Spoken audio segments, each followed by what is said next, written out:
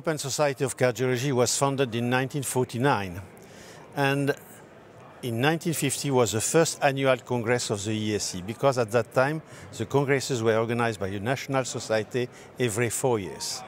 But Professor Hugenholtz, president from 1984 to 1988, you have introduced major change. It was really during the presidency a cornerstone in the history of the European Society of Cardiology.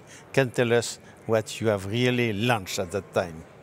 Thank you for the compliment. I think there were three reasons that it was a success. The first was that there was much more in cardiology going on than was known to the various countries. There was no real contact. We had sort of a traveling circus from famous professors who had done surgery or some arrhythmia research, and they were admired, but that was not what should be a European society. So we connected the available know-how. The second thing that I think was important was that we realized that for a young man to grow up and to become something in cardiology, well, he had to wait until he became halfway professor, which was age 40. What to do with the people between 25 and 40? So we made working groups where people without approval of the professor or the boss at home could talk to one another, whether you came from Austria or whether you came from France. So this horizontal fiber of the working groups and the vertical fiber of the national societies made a fabric which was tough and which was resilient and on which we could build. And the last factor was we didn't have a house. We traveled around with the benevolence of a local society who had a little bit of money available for. And then you began with the hot house. So we had a house. Now you take over from there. Yes, exactly. But just before, I would like also to point out that at that time, you remember, you and I, you as the president, I was in the board. Many people said it's impossible to organize a congress every year. Sure. We have not enough scientific material to organize a congress every year in Europe. And you know what it happened now, with 30,000 people attending the ESC Congress. Yeah. Exactly. It's true. And you see, very soon it appears that for the staff, that we have not enough room to take over this huge organization.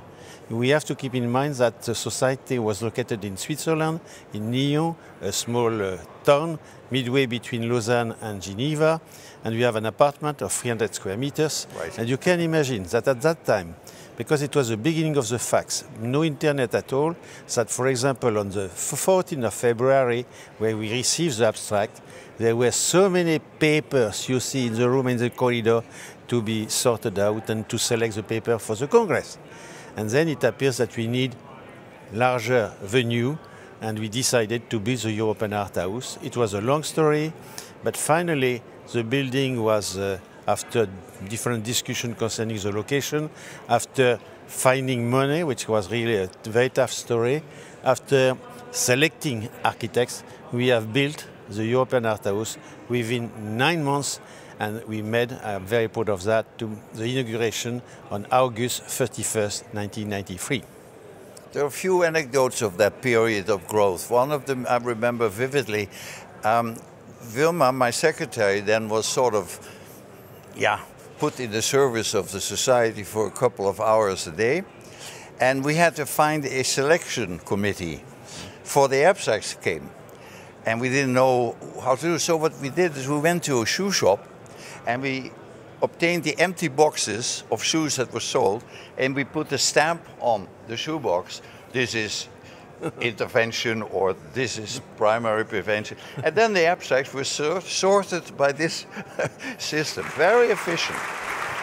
And then, this is the applause. Thank you very much. Thank you. And anyway, that was one of the things. And the second thing I would say, we really had a lot of help from Bill Nijman, who at the beginning immediately brought a professional component in for the congresses.